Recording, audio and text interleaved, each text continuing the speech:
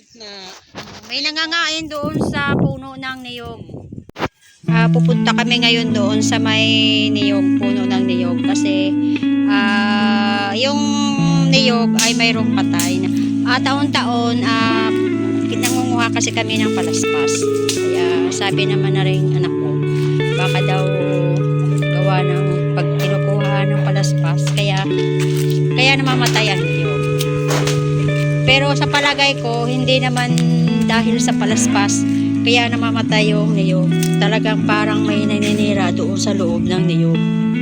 May dala ako ditong pang sundot mga mamis doon sa nangangain, doon sa puno ng niyog.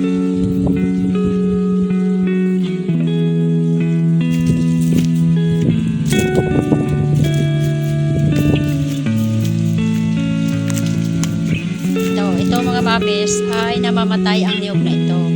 Kaya sana balak namin ngayong palaspasan, mangunguha ulit ng palaspas, kaso lang siya ay namamatay. Kaya sabi, bawal daw muna manguha ng palaspas. So, wala naman kaming makuhaan, kundi dito lamang. Ayan mga mamis, Ayan. Ngayon, tinanggal ko ang isang ito.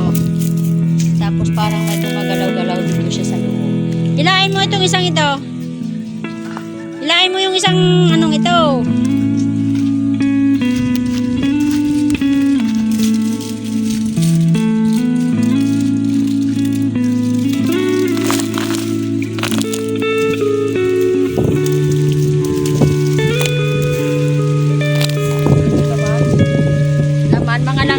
At saka yung lupa na mayroong butas-butas. May gumagalaw-galaw dun sa may loob na ari. Kailan kanina? Oo. Tumit ako. Yan butas loob.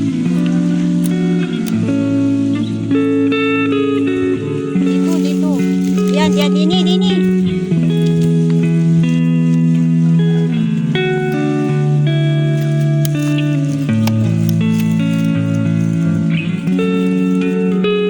Sabihin, baka daga.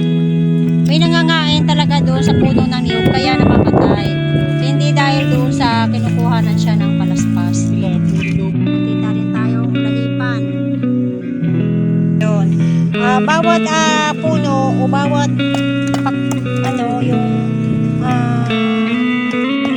paklang ng niyog ay mayroon siyang butas.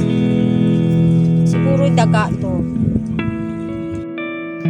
Tinanggal na namin ng paklang yung bawat niyog kasi baka doon nagtatago yung pumapasok doon sa loob. Akala namin ay daga pero hindi pala daga ang naninira. Ito may mga butas-butas na rin naman ito.